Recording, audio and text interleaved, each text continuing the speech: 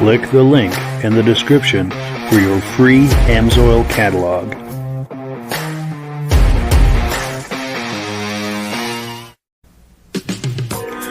Before we get started, I'd like to give a quick shout out to some of our friends.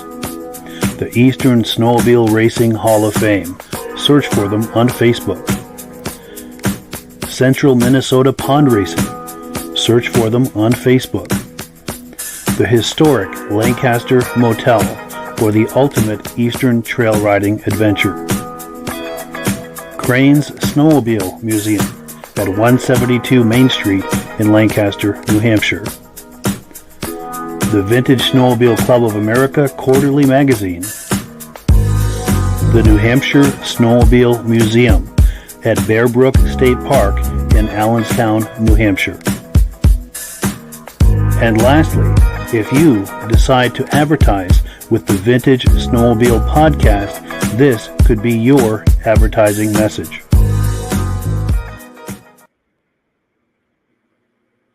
Good evening and welcome to the podcast. I'm really glad you're here. Now, I have, as usual, a robust lineup of vintage snowmobile entertainment on tap for you tonight. But before we get into all of that, I want to make sure that everything is working properly. So if you can see my face and hear my voice, I'm going to ask you to leave a comment. Please let me know where you're viewing this from and whether you are a first-time viewer, a regular viewer. Now, to our first-time viewers, if this is your first time hanging out with us tonight, I hope you have a good time with us. I also hope that you decide to join us here each and every Thursday night at 9 p.m. Eastern Time. This podcast simulcasts to 8 different places across Facebook and YouTube. So wherever you're viewing this right now, just circle back in 1 week's time, and we'll be waiting for you with another fun-filled episode. Now, to our regular viewers who are here week after week, month after month, and season after season, you guys are the ones who make this possible, and we really, really appreciate that. So let's take a few comments. They're coming in hot and heavy. Let's take a few, and we'll get this party started. We've got BCJ Vids saying, hi there back. Nice to see you. Our good friend Bill Nast is in the house tonight saying, hey, Mike, how's it going? It's going well. Hope it's going well for you too, Bill. Let's see. David from Alaska Railroad says, good evening, Mike, Rob, and everyone. Nice to see you, David. Appreciate that. Jeffrey Patton is in the house. Good evening, Mike and Rob, regular viewer from PA. Now, I have to say, Rob, unfortunately, can't make it tonight. He's got something he's doing, but I sent him the link to join, so if he finishes early, he could pop on. No promises, no guarantees, but you never know. Mad Dog is in the house. Hello, Mike and Rob. Randy from Wisconsin, regular viewer from Wisconsin. Nice to see you, Mad Dog. Also, someone, Sudbury, Ontario. This must be Kevin Culhane watching on Facebook. Regular viewer, nice to see you. Says we're loud and clear. Jill Feen is in the house from Austin, Texas. Nice to see you. Now, Jill might be the young lady who was on that cover photo. We're going to find that out a little later. Jim Holbrook is in the house. Regular viewer, loud and clear. Nice to see you.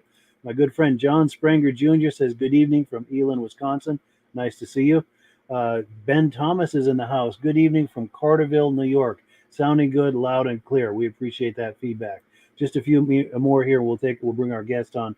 Todd McMillan says hello from Madoc, Ontario, Canada. Nice to see you. Reese Fleury is in the house. Good evening from Tupper Lake, New York. Regular viewer. He's one of our earliest and most regular viewers, and we very much appreciate that. Dave Trim is in the house from Carthage, New York. Nice to see you, Dave.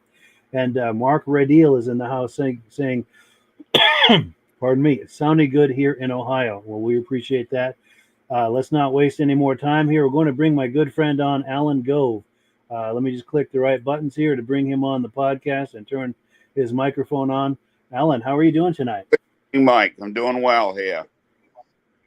I hear. Well, good. Really appreciate it. Glad to hear it, and we appreciate you coming on. I know we've talked about this for quite some time, and it's nice to find when it all finally comes together. Oh yes, it is. It should be an evening for. Yes, I think we're going to have a lot of fun. We've got a lot of show and tell. Now Alan has shared with us a lot of images and video clips, which we're going to get right into. Do you want to give us a quick, maybe 1 minute comment about yourself or where you're from and how you come to be interested in vintage snowmobiles and like that? Yeah, I started off by my folks bought a snowmobile back in 1970, which was a 303 Wanko, and we've still got it here in the family. And I bought a 70 hit the 340 Super Sax a year later, which is down in the barn. I got to do some more work on that. We got that back in the family. And I got my grandfather's 72 Lynx that he bought brand new. We've got that in the family, which is my youngest daughter owns Jill, but she lives in Texas. So we store it at my sister's place so she rides and gets exercise and stuff. Nice. And I've been snowmobiling since I was a kid like that. And years ago, my folks decided they wanted to sell the Wanko. And so they sold it to a guy. And then my youngest daughter says, we want that sled back. So she ran into the guy and we got the sled back. She bought them both. So now the sleds are here to stay. Back in the family. That's cool. And was that her making a comment earlier? Yes, it was Jill. And this is Jill we're looking at right here on the screen. Yes, that's my youngest daughter. And my oldest daughter is Cheryl, who lives in the next town over. I'm not sure if she's on tonight or not. She's a big snowmobile also, but last 2 years they've been too busy with the ski jumping with my two grandsons. So they're in the Eastern group. So they've been out to Lake Placid and everything, jumping. Outstanding. Yep. Good deal. So it sounds like at least 3 generations of your family is in snowmobiling. Well, it's not really 5, because my grandfather was in there. He had a snowmobile. So we're up to 5 generations with the grandsons who snowmobile. I got videos of them driving and riding. That's my oldest grandson, will be 15 next month. So Outstanding. yeah, he can ride a snowmobile no problem at all. Good. So what I'm going to do is I've got some images that you sent me. I'm going to pull them up and maybe go for a little while and talk about some stories associated with these. Yeah. I know this is a lot. It brings up a lot of fond memories for you. What are we looking at here in this image? This picture here is my folks' green jacket, my mother with the red slacks on, and that's my cousin. I went out for a ride that day to have a hot dog somewhere, something we used to do every week and get together. And we mentioned where we're going to go and meet. And Mom and Dad would ride double on that sled there. And underneath that seat, there was a 3-inch box. And that's where Mom stored all the mustard relish hot dogs. So we called that Mom's lunch wagon for a long, long time. My sister would ride with me on my sled at the time. And my cousin, we'd all go ahead and get the fires going. And then other people would come in and meet us at certain spots. And we all have a hot dog and marshmallows or whatever we wanted to do. And then we'd all head home. It'd be a Sunday afternoon ride. Wonderful. And I don't know about the viewers, but I know I have a lot of wonderful memories of cookouts on the trail side like that. If viewers have memories like that, please weigh in with comments. We'd love to hear that you have similar experiences or memories of that. But please continue, Alan. Yeah, we still do hot dogs and stuff.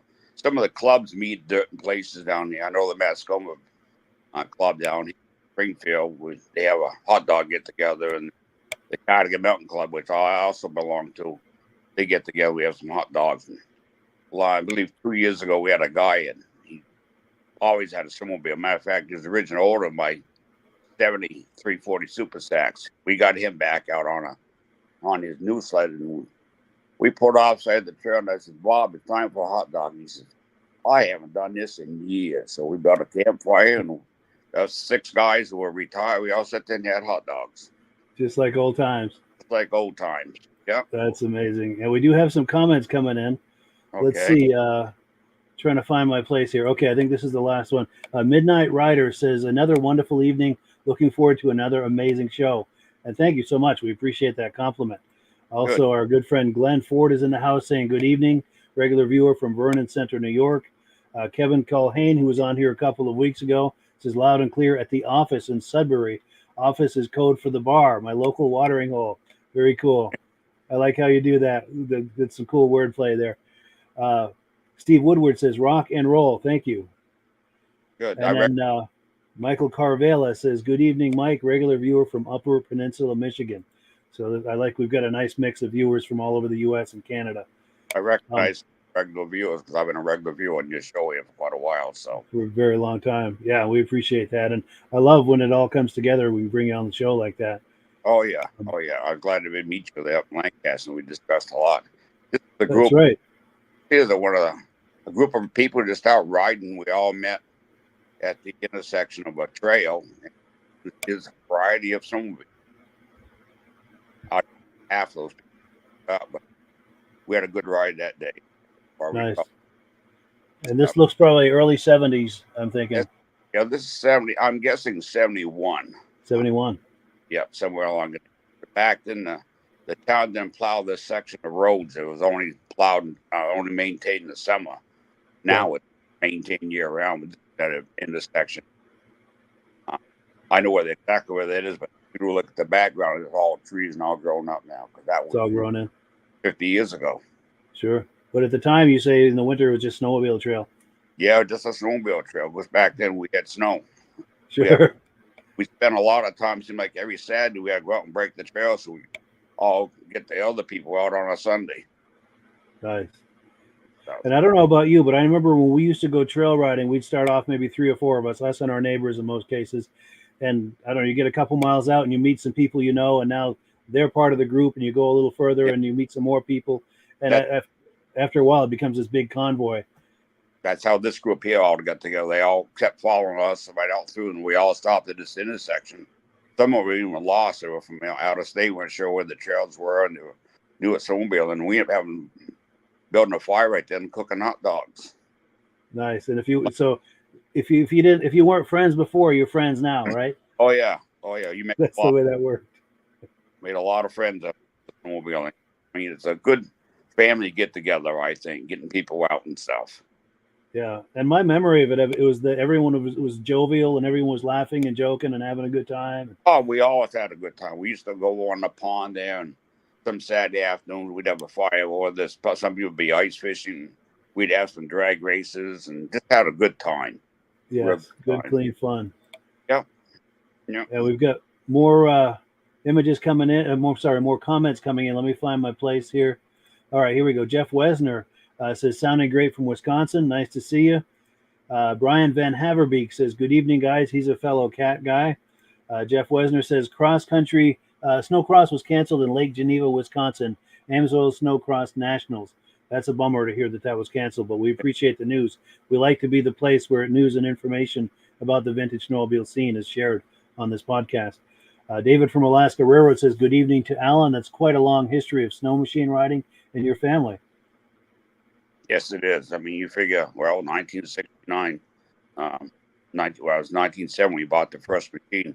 I rode before that. I tried to find exactly what year it was. A friend of ours had bought a Sears and Roebuck snowmobile.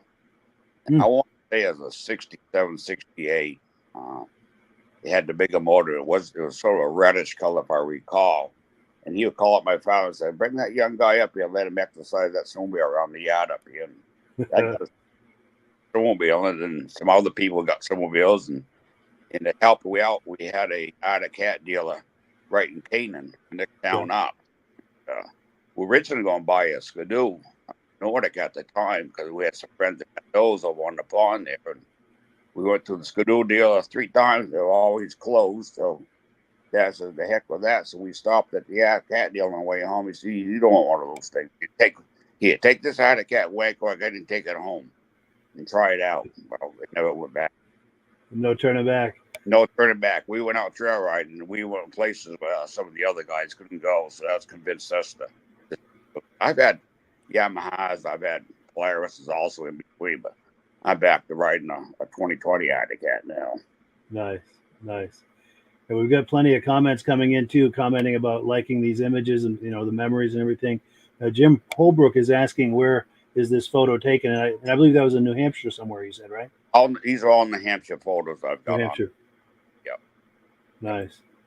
And then someone said, we had Cooks too, and I have 12 to 14 sleds that are vintage. Good. Cool. And then someone says, can you explain what is a 73 Super Sox? The Sax, it's a 340 SS Super Sax. They only made so many of those. It's a little bit smaller motor than the 368 Sax, but it puts out more horsepower and more torque.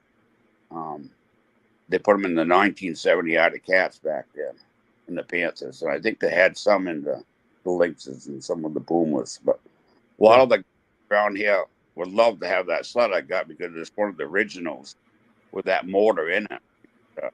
I use them for racing. Nice. I did race it myself here a few years ago.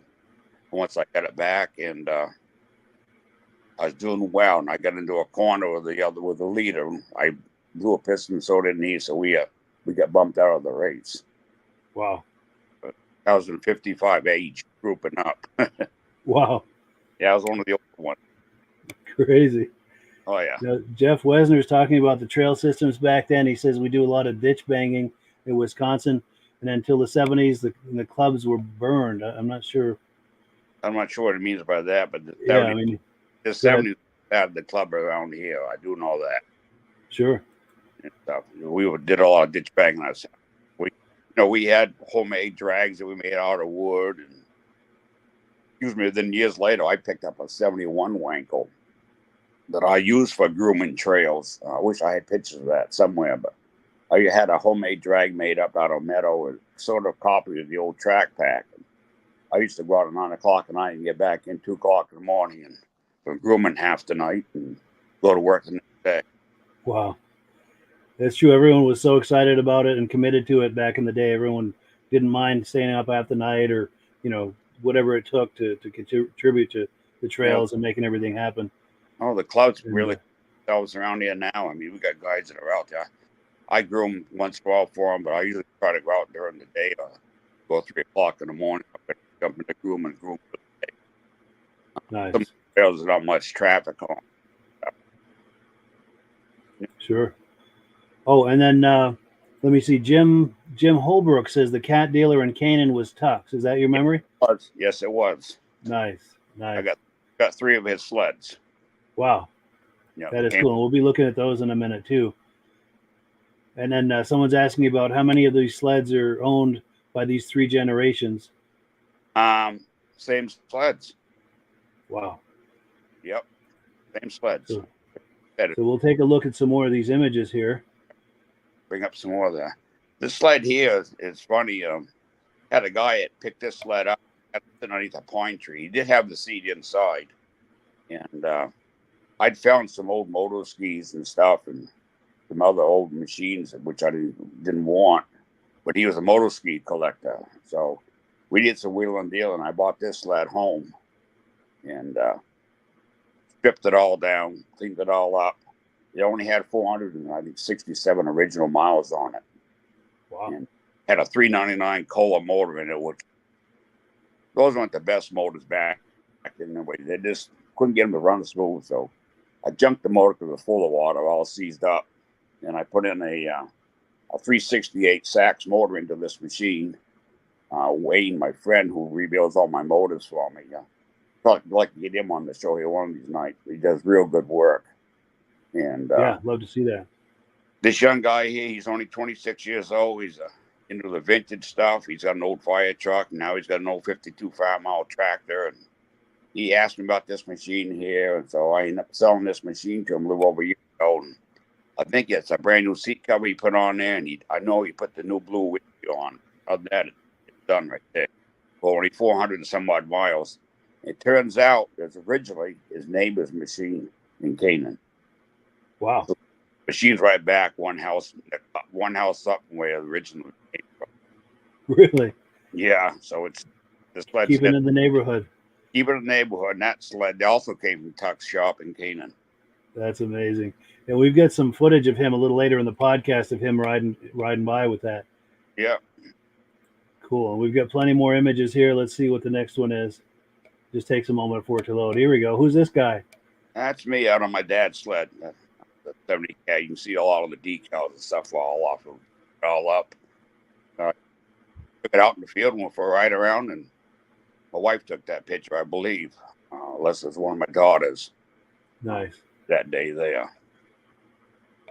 Now, Todd Millenick saying that he and his dad used to go every Sunday on a snowmobile back in the day, and he said it was the best time ever. And I know exactly what you mean, and I totally agree, and I'm sure you do too.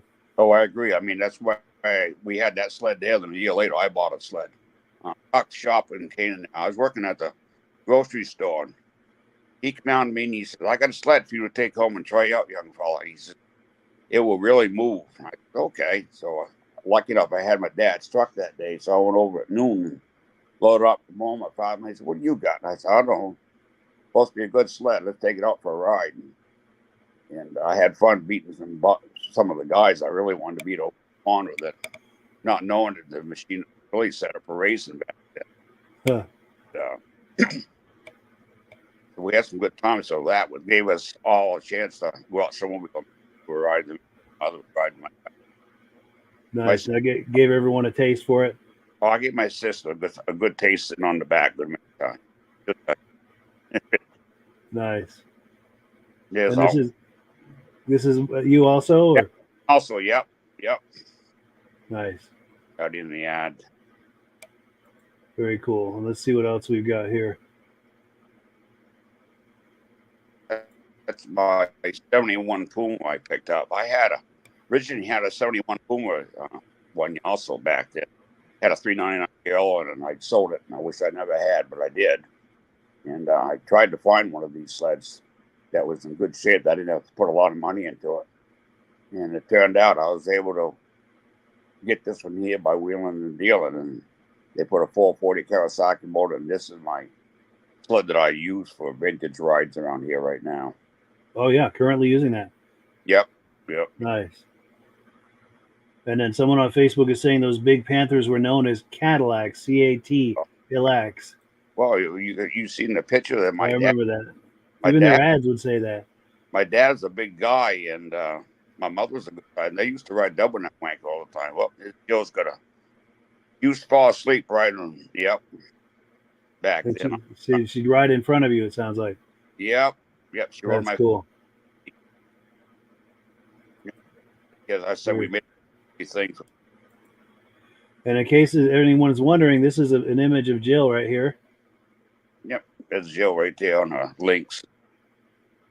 Very cool. And she's viewing from Texas tonight, I believe. Yes, she does. She lives outside of Austin. Very cool. Yeah, and she says used to fall asleep riding with Grandpa. Those must be good memories. Oh, yeah. Yeah. Cool deal. And then let's see what else we've got for images here. Is this no? That's a Panther, isn't it? Oh, that's my 340 Super Sax. That's when I raced it. That's the one. Yes. 52J. We named that after the Jill. 52J. The original. Jill owns that machine. Believe it or not, she won't sell it back to me. Really? Yeah, she's out. It's my name. It's going to stay that way. But you can do what you want to it. Sure. I just, like I said, I just put it on the motor into it last summer. I got to get the rest up and get the lead back up. We probably never raced it, but once it's back in race. She used to race for LaCroix down there. She raced Yamaha for a good many years. It did well, real well. Sweet. Speed is not she's got a heavy full like I do. So here we are down at the show. Here's Robbie got a note on there. Yes, Robbie LaCroix. Because you were just talking about racing for LaCroix. Yeah. And Robbie says she was a hell of a racer, and she rode a Yamaha GP 292. Yes, she did. And got even the girls up in Herman, Maine didn't like her showing up. The image here we were down at the show we put on that was down in Andover on 2020, I think this one was. And just before COVID, we took first place in People's Choice with the one on the left. One of my grandfather had the links. Yep. And stuff. I think you got another picture of that sled there with that big picture of my folks together. I think I do here. It might be the next one. No, this is another one of the show, I think. Oh, with a picture in front of it. Yes. Yeah, we put that picture in front of it. My sister and I would just talk to people, and people just, this way they could really describe where the machines came from. And I think that helped us win that day. I'm sure it does. Because there was a guy beside me, he had two Kawasaki's, and he said they're worth $18,000. They were original stock machines. Sorry. Wow. It was a good day for us. Yeah, no doubt. Oh, and Robbie LaCroix says that one sled they raced over 5,500 laps. Yeah, he did. He still got that sled, I believe. And he says this is a great picture of the Goves, that one that's in the middle of the screen there. Yeah, and then, go ahead. I'm sorry. What town? I live in Enfield now. Enfield, yeah. Yeah, just outside of it. I came right after. Nice. And Brian Van Heverbeek loves the cats, and he is a cat guy. Oh yeah. Brian's mostly a kitty cat guy, but he loves cats. I believe all cats. Yes. My wife and I haven't discussed it, but I would like to find a kitty cat just to add to my collection. Nice. I might get rid of I got a couple other sleds I can work on. Somebody wants a 70 cat, just I've got one down back. I got to put another motor into it, but the rest of it's all that. Nice. So, I'm just out in the field here riding again. Nice. Yeah, that Wanker's got that deep, the strongest sound to it for sure. Yeah. There's Joe on a 292 Lynx. My grandfather bought that machine. He was a trapper. Oh, really? Yeah, I used to go. I'm a trapper myself. Yeah. I learned the trade from him. He used that machine to run the trap. Check his trap lines. Yeah. He had a quite a long trap line. For one day, he caught almost. That is cool. So that's got a lot of family history. Yeah. And then the other thing I wanted to point out, this image here we're looking at here is the same image as this cover image. I've got a program that removes the background, so I remove the background, but it's the same image. Right. And I just put some text around it and some purple behind it, and yeah, that is very cool. Oh, and there are more comments coming in here. They're coming in hot and heavy, which is a wonderful thing.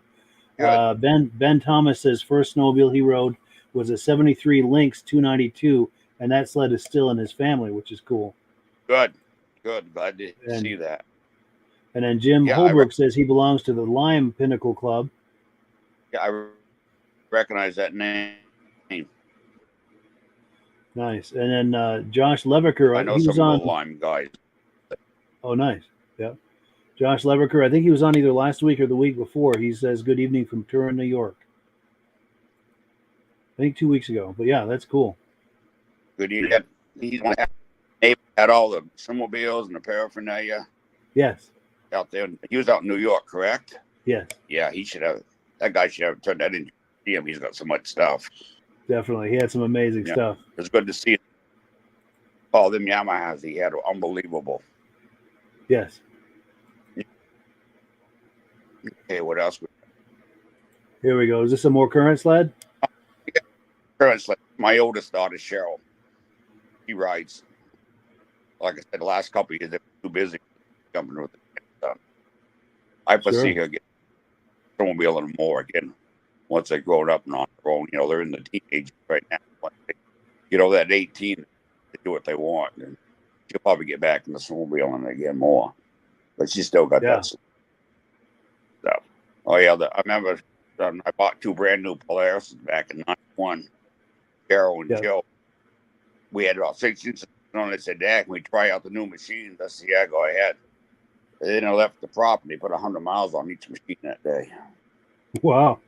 Yeah, this is one of my Arctic cats. This is 2005 I had one of the trails. Nice. 2-up sled. Yeah. And here's Joe on a Yamaha. He had a 1200 Nitro. That machine was almost too much for her because she only weighs 115 pounds. And sure. We both like speeds. I should mention how fast we're going, but I'm going to goes by me. I got up to 112, Dad. Wow. That is something, yeah. Oh, maybe. And then Todd McMillan is asking, what year is that Lynx? He said he has a 71 Lynx. I think that's a 71, 72 Lynx. 72 Lynx it is. Yep. Nice. 70, they changed the color to white. And then Rich Shad is saying hello from Cleveland, New York. Oh, and then Jill's got another comment. She says, Dad used to come out and say, slow down. Yes. Oh, yeah. Yeah. Them 2 girls, they had handle right. I was letting you put a governor on them. Sure. They never got. They were good drivers, and they still are good drivers. Nice. So, 72 399 cheetah. That's a good sled.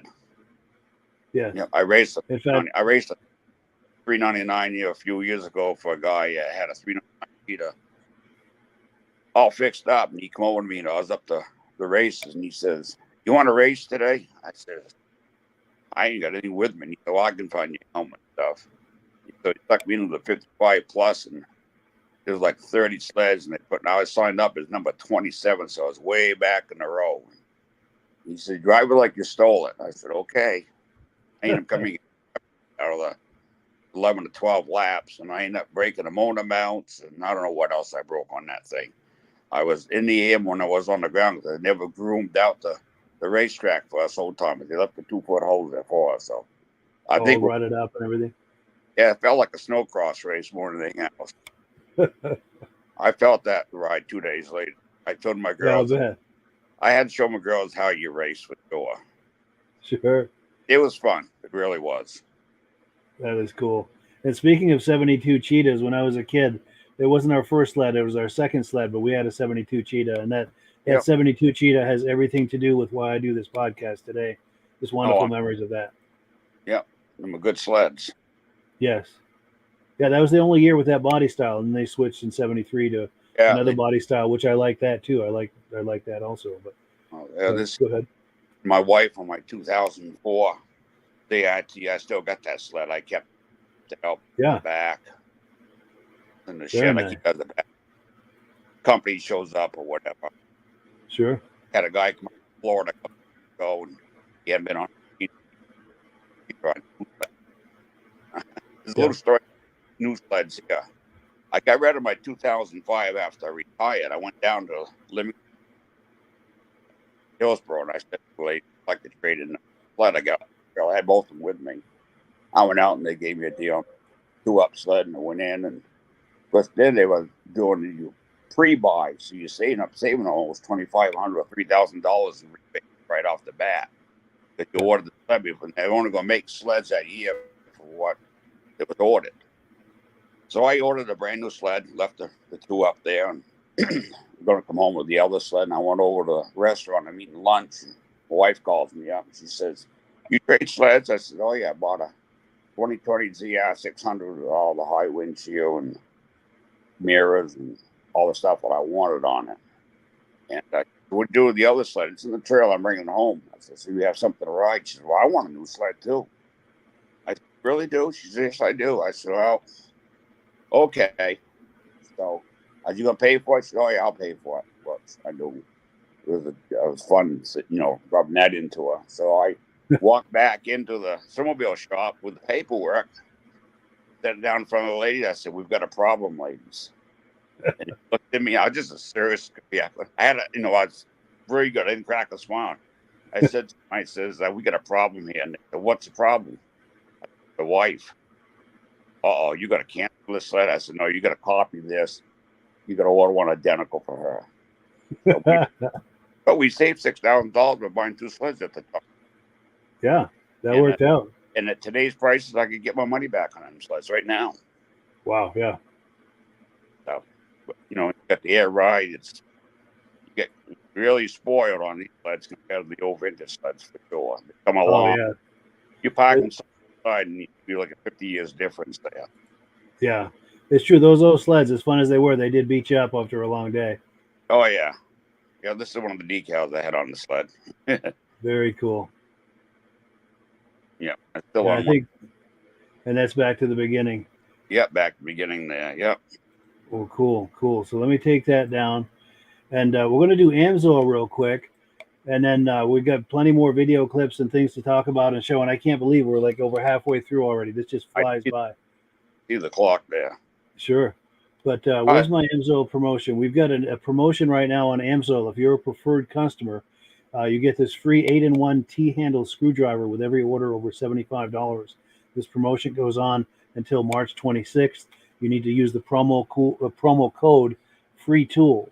Now, this is for preferred customers, and the way a preferred customer program works is there's a $10 fee to join, much like a Costco membership. But that by doing that $10, you're going to get that $10 back probably on your first order, because instead of getting the retail price, now you're getting 25% off on just about everything. And once you hit $100, you're getting free shipping. So it's an incredible value. And it's a great time to do it now because you get this great tool. If you're curious about this, there's a link in the description that says Preferred Customer Program. Just click that link, just a couple of clicks to join the Preferred Customer Program. Once you've joined that, then click the Amsoil logo and start shopping. Everything you click on is going to come up at that deepest level of discount because you've joined the Preferred Customer Program. You're going to save all that money right on the first order. And once you hit $100, you get free shipping. It's an incredible value. So cool. We've got plenty more to look at tonight. Let me take a look here at my next video clip. Now, you were at a vintage snowmobile show. I think it was the Andover Snow Fest. Yes, I was this year. I didn't enter anything into it, but I did go down and see what was going on. I ran into some of the old friends and stuff down. Nice. And you shared some video clips with me, and we're going to take a look at those right now. Let's take a look. Yep. Just taking a moment to look. Here we go.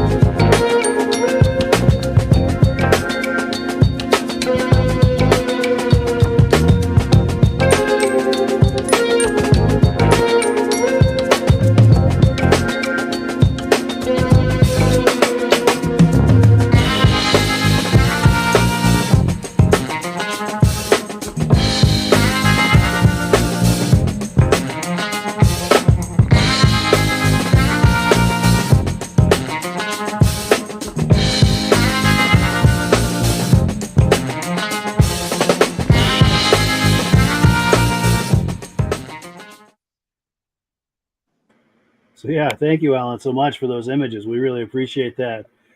This is one of the lower years. I've seen a lot more sleds than that. One other year we were down there. Side of another 200-300 feet of them all lined up through there. Wow. The weather, I think what it was this year with the rain and stuff. It's been such a mild winter, yeah. Even I wasn't into it. That's why I couldn't keep myself to load the sleds and take it. Sure. Us, like my sister still snowmobiles a lot. She kind of retired a few years ago, and so I think I'm gonna buy a new snowmobile. She's riding that links around the field back into. Now she owns a brand new 2-up sled. Yes, yeah. Out at cab. Then her husband got back into it and picked up a used 5.7 right there. They live right on the rail trail, so it's pretty handy for them. Oh, sweet. Yeah, that's got to be nice. Yeah, but this year, we we didn't register this year. Don't make it worthwhile. So we did. Sure. Now, if people are watching, they probably noticed these snowmobiles, these old snowmobiles, about 100 years old, based on a Model T. Yeah. You were able, I think it was the same show. You were able to catch up with a couple of these people for interviews, weren't you? I interviewed 2 of them. Yeah. Excellent. In fact, that's what I've got queued up next. Let me get where I need to be here, and I'm going to queue these up, and we'll take a look at these interviews. There's the 1924. 1924 TT. It's a ton truck, Model T. And it has original West Ossipee snowmobile kit, conversion kit. And the tracks were originally canvas belts. And the problem with the canvas belts is they would get wet and swell up and fall off. And so I took the cleats off and I put them on an endless belt. And that seems to stay on pretty well. Good. Done a nice job with this race. It's been quite a project. Work in progress. Yeah. Good at. Yeah, finished it in 2006. Finished in 2006. Yep. Good. Yeah. Good. So we've run it ever since. Yeah. Yeah, that's amazing to think that that's 100 years old. Yeah. He comes there every year with it. He doesn't live that far away. Like you said, he lives over in Austin. Not that far for him to travel to. Nice. I told these guys that I videotaped him. I said, might be going to a podcast. Maybe they found this website here tonight. I should have wrote down the names, but I didn't remember where they didn't have the phone number stuff. I would have called them about tonight. But Nice. If anyone viewing this knows them, please, message them or send them a link to this podcast so they can see themselves on here. And then you caught up with another guy with a 1925. yeah, Let's take a look at that one. The snowmobile is a 1925 Model T ton truck, enclosed cab. I don't know what else you want to know. No, that's good right there. I mean, it's immaculate shape here. Work in progress. Work in progress. Wow. Nice.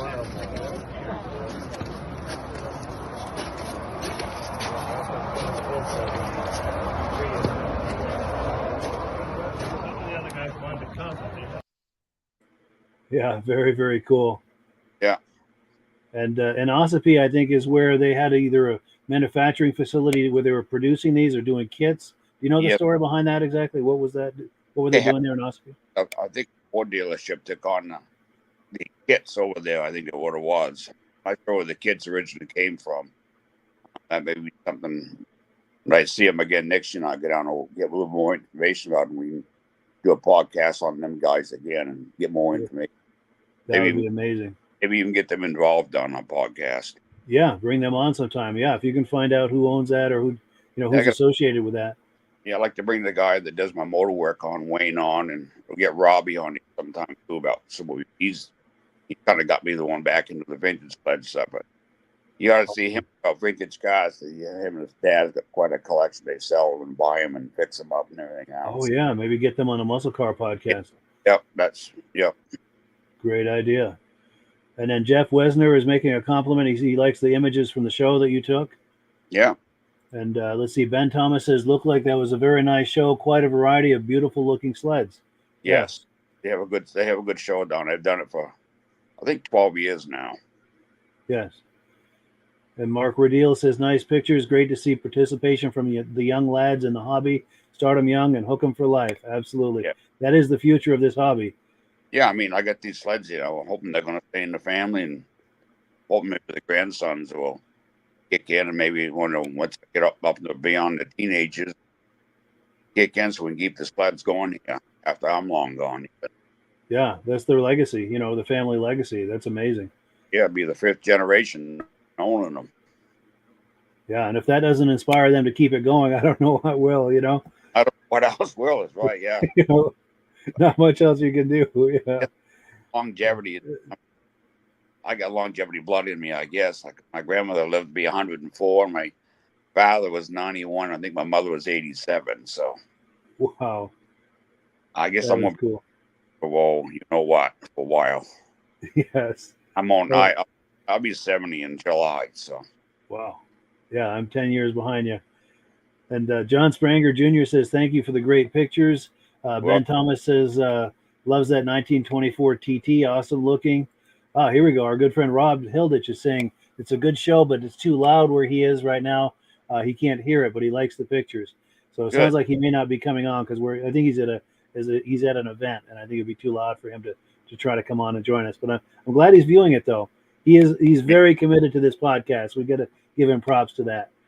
Oh yeah, he's very committed to this podcast. Yeah, he's very committed. He does a good job of advertising the Amsoil. He does. He brings a lot to the show for sure. Yeah, I'm switching my stuff to Amsoil. Nice. Yeah, if anything we can do to help you on that, just message me behind the scenes. It's in your list here. Yes, I appreciate that. And Mad Dog says, I would love to have a Model T conversion. I've heard they were used by mailmen in rural areas. Nice stuff there. That's what I heard too. They were used back then. Yeah. In fact, that Christmas special, Santa Claus is coming to town. They've got a mailman in one of those. Yeah, I remember when you talk about Christmas, friends of ours, Siemens, another big family group of snowmobilers we snowmobiled with. Jim, who was the same age I was, we decided one night we would take the snowmobile. There was plenty of snow on the road. Get him dressed in a Santa Claus outfit, and we caught up a whole bunch of people saying that Santa was going to be going by at such and such a time and have the kids. And we drove right up over the lawns, and Santa waved to him, and off we go down to the next house. And the police didn't bother us at all. They just, we were right down the road to the next house. So it was fun. That is cool. Yeah. I bet there's a lot of little kids that have wonderful memories of that today as adults. Oh yeah, yeah. That is cool. That is cool. And Jill says they have the vintage snow suites too. Oh, we still got the snow suits here. Yep. Suits. Yes. Yeah. Mine doesn't fit me anymore, but I did wear my dad's at that vintage show down. I still wear it for the shows. Nice. I still got all them jackets, even that green one that he had on. Nice. Now we've got a few more video clips, and the clock is definitely ticking. We're 9:48 already. I don't know where this time went. That means we're having fun, which is good. Yes, it is. We've got a video clip you took of a 73 Polaris TX Starfire 440. Let's roll that real quick, and then we'll catch up on the other side. Yep.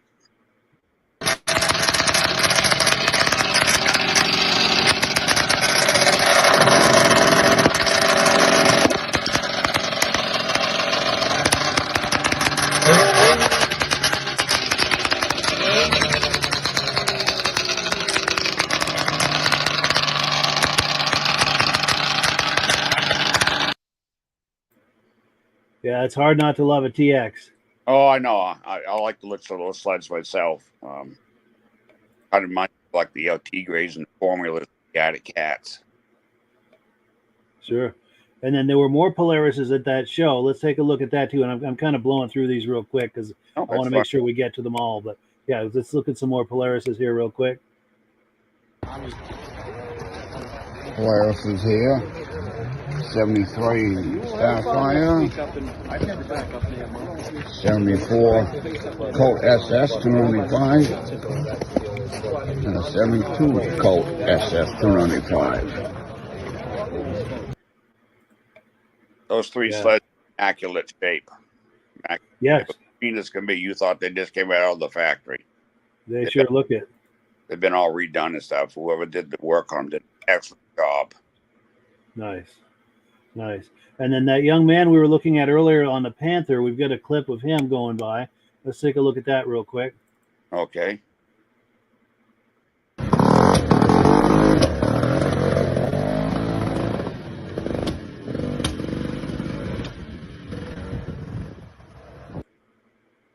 Cool deal.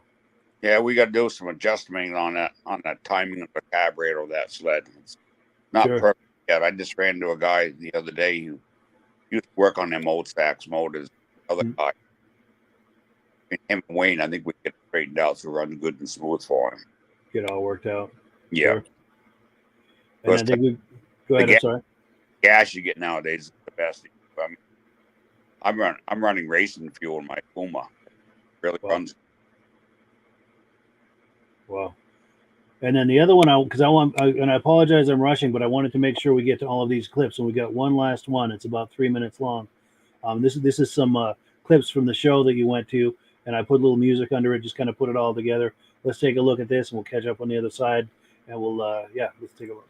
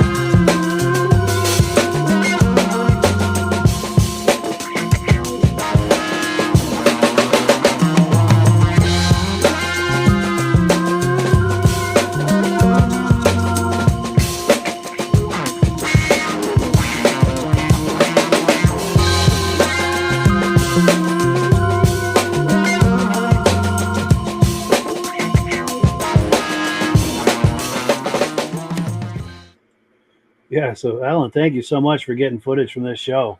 Oh, yeah. I like that John Deere right there with the motor up through the hood. Yes. That's one of the sharp ones. That is cool. Let's see if I can get a better look at that. There we go. Yeah. No, the other way. It's at the end of the video. Let's see. Right there. And then I had a question too, that Merc with the green lettering. That's a mountain sled. Mountain sled. All right. And is that something Merc did, or is that an aftermarket project somebody did? Or no, Merc had a mountain sled out in the west because I saw another one when I was out there this year. One of the museums. I've noticed it out there. This is the first one I've ever seen. The only one I know of in New England, unless somebody else has got one out that I don't know about. He's been to the show a couple of times with this sled.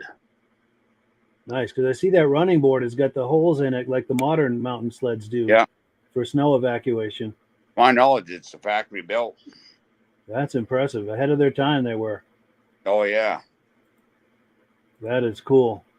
So we're like 4 minutes left.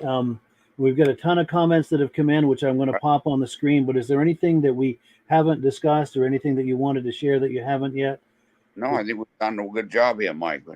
They were within the hour like we want to do. So Yeah, we covered a lot of ground in this hour too, which is cool. yeah. And I'm going to pop comments on the screen while we're talking. Oh yes, Kevin is saying thank you to Rob for the die cast. He sent him a die cast after a conversation that we had a couple of weeks ago. Good. Oh, and the TX Starfire. I'm just kind of doing this real brief, like the sound of the Starfire. Yeah, let's see. And great show. Thank you to Mike and Alan. Appreciate that. Good. Appreciate it. Todd McMillan says he had a 70 650 TX 2 Plus.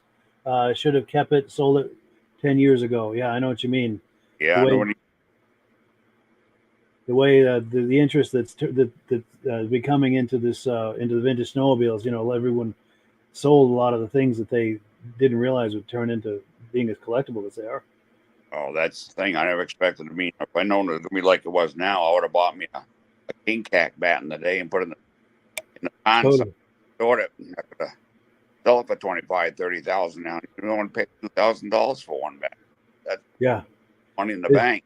Who knows? It's true. If we had a crystal ball, knowing what we know now, we could have acquired all those new sleds in the 70s, never even uncrated them, and they would have appreciated, I don't know how many times by now, but it would be interest rates in the banks. That's for sure. Oh, it would have been a wonderful investment. Yeah. Oh, and so thank you for the stories. Glad my Panther could make it on this show. Elton Hennessy. Yep. Very cool. And we appreciate your friends that you brought onto the show too, by the way. Good. Bringing some new people to the show. We really appreciate that because we're trying to get the word out. And anyone who's viewing, whether you're a new viewer or a regular viewer, please help us to get the word out about the podcast. We're trying to spread the word and get this in front of as many people as we possibly can. Oh, Jill says it was a fun podcast. We appreciate that. Yeah. Jeff Wesner says thank you for sharing your story. Another great show. Excellent podcast. Thank you, Alan, for coming on to share the rich snowmobiling history in your family. Enjoyed it immensely. Yeah, we still do. Yes.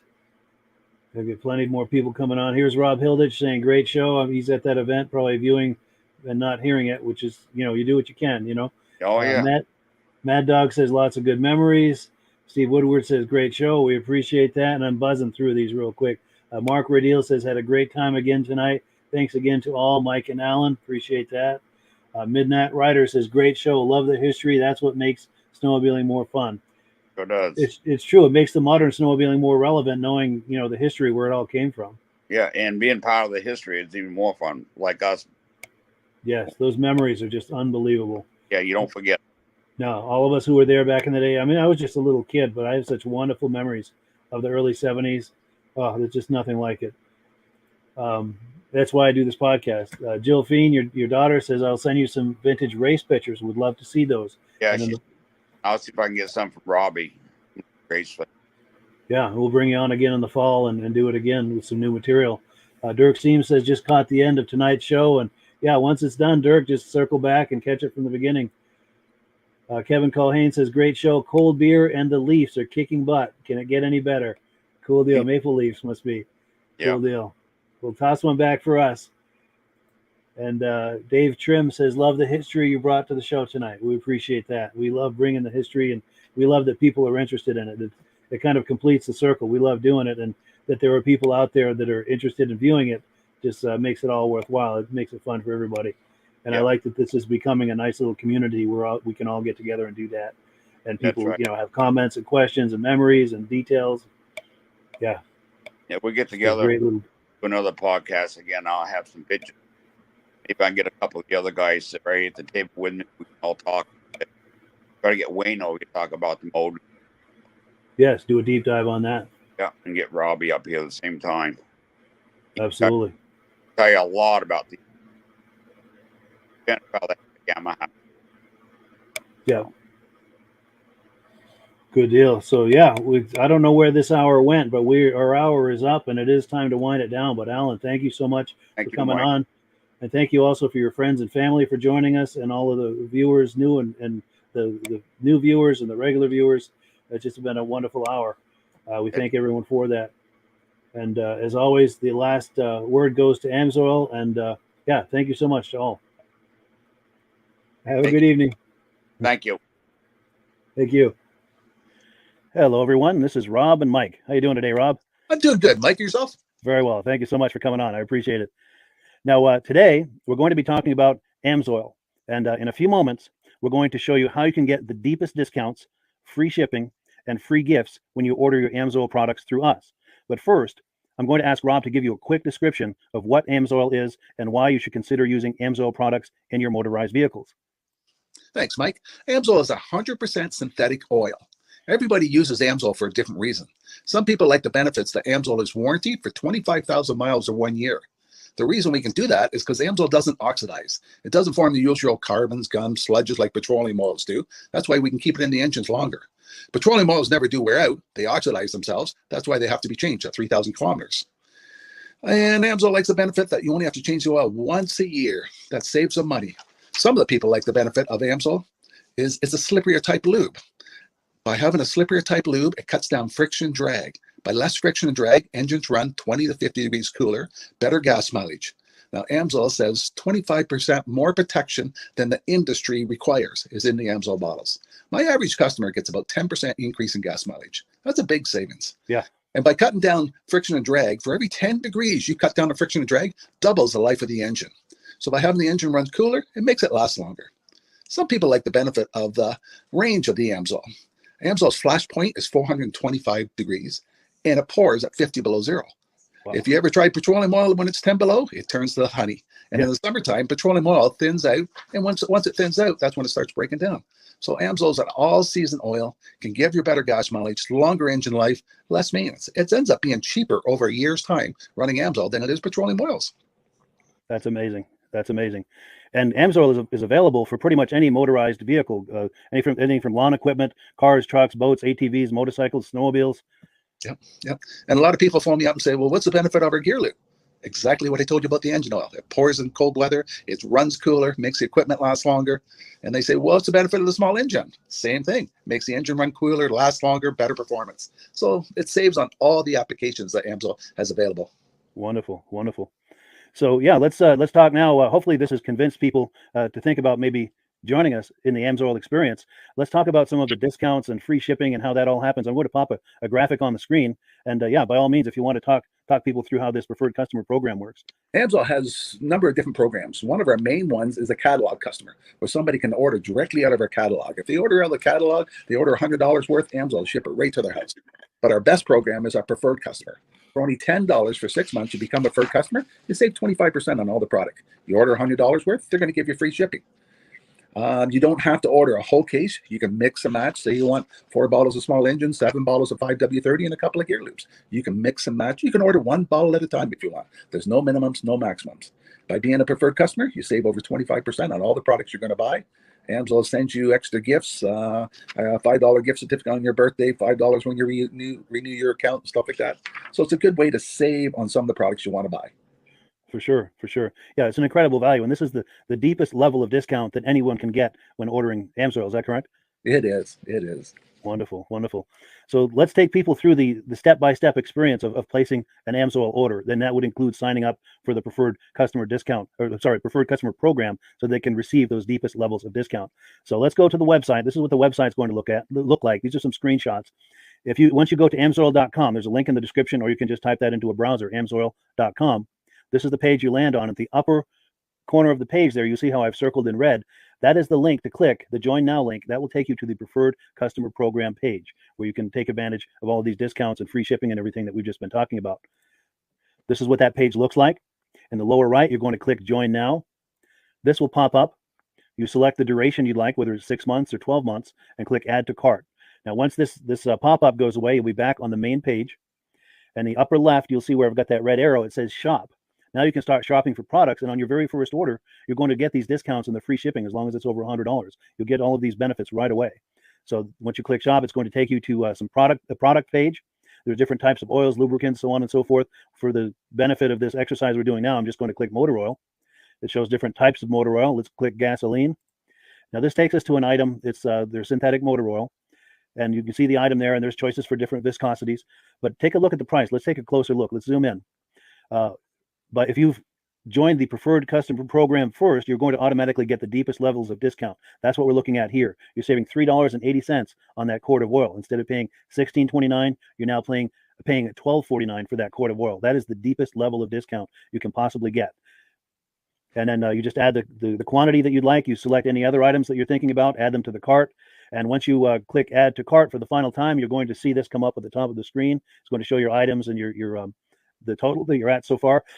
Pardon me. And then you just click view cart in the upper right, and that'll take you to your cart. Take a close look here at the upper right. That blue box shows that you're getting free shipping. You're eligible for free shipping on this order because it's over $100. That little yellow box shows that you've got the preferred customer membership on your order that gives you the deepest levels of discounts for the next 6 to 12 months. And then below that, you've got the items that have been selected. For the exercise here, I selected 9 quarts of this signature series, but that brings us up over $100 for the free shipping. We're saving $34.20. And if you're ready to finish, you click checkout now, and that takes you to this screen here. If you haven't signed up with an Amsoil account at this point, just click in the lower right to create an account, create a new account. It's going to ask you for some basic information, name and those types of things. Now let's take a closer look. You'll see this gray shaded box. This is a very important box. This is going to ask you if someone has referred you to Amsoil. And if so, please enter my name. My name is Mike LaPierre. It's spelled right there on the screen for the correct spelling. And also the referral number, 304-555-94. That's how you make sure that Rob and I get credit for this. Now, in the interest of full disclosure, I have signed up for Amsoil under Rob. So when you order using this referral number, Rob and I both benefit. So if you enjoy these podcasts that we're doing, this is a wonderful way to support the podcast, because when you order using this referral number, Rob and I both benefit. And the commissions I make go directly toward offsetting the cost of doing these podcasts. So I thank you in advance for that, for using my referral number. I very much appreciate it. And once you've done that, you just go into the next screen to enter your payment information, and you're done. Now, once you've placed your order that's over $100, and that order includes your Amsoil preferred customer program, you are now eligible to get a free DVD from myself. Now, this is going to be either a muscle car DVD or a vintage snowmobile DVD. Use the email address on the screen, wkspodcasts@gmail.com. Send me an email. Let me know which DVD you would like me to send you, the muscle car or the vintage snowmobile DVD, and I'll get that right out to you. As you're typing in that email, in the subject line, be sure and type in capital letters free DVD requests, so it stands out as I'm checking my email, and we'll get that right out to you. So I guess the last thing, Rob, that we wanted to talk about is if someone is considering Amsoil as a business opportunity. Yes. If anybody has a retail or a commercial account and they would like to buy directly from Amsoil, just send Mike a line. He'll show you how to set up, and you can buy directly from Amsoil. But if you are interested in starting your own part-time business, a part-time business that can grow into a full-time income, Mike and I will show you the Amsoil marketing plan. Amsoil has a large selection of products that cover almost every application. So it doesn't matter if you're into snowmobile, boating, or ATVing, or hot rods. We have an oil for every application. It's a fun type business. I really enjoy doing. Where else can I go and have fun and make money doing it? And Mike and I are here to help you all the way along. If you need any help on how to promote or to find new accounts, we're here to help you. For sure. So when you sign up under that number, this 304-555-94, you're getting Rob and I as a team. Now, Rob has been doing Amsoil for 40 years. Can you believe that? 40 years. So he knows every aspect of this business, and he knows all of the ins and outs of the products. So he'll be able to help you with any kind of product questions or any kind of questions to show you the different business models that you can do with Amsoil. And then the other thing that you get when you sign up under me is I've got a strong background in social media. So if you need some coaching on how to generate Amsoil leads using Facebook and YouTube, I'm happy to coach you with that when you sign up under Rob and I. You get both of us as a team to help you, to coach you, to support you, whatever you need to get you off and running with this business and having fun with it. Like Rob said, it's an enormous amount of fun. If you're like Rob and I and you enjoy going to any kind of boat shows, car shows, motorcycle shows, snowmobile shows, anything with a motor, you like going to those shows, those events, those races, this is a great way to turn that into a income opportunity for you. Yes. And just by wearing my Amsoil hat at one of these events, people come up and ask me about Amsoil. People don't know where to buy it, and I'm there to help them, show them where they can buy the product. Perfect. Well, cool. Well, this is great. Any final thoughts, Rob, before we wrap it up? Amsoil's a fun business. Amsoil's been around since 1968. It was the first synthetic oil to be AI approved. Wow. Yeah. That's amazing. And that's very early in the game too, isn't it? Yes. For sure. Well, good. Well, thank you so much, everyone, for viewing. Hopefully, we've gotten you excited as we are about the Amsoil products. We'd love it if you could join us either as someone who uses the Amsoil products or to join the Amsoil team as a business opportunity. And we thank you so much for viewing. Have a great day. You have a good day.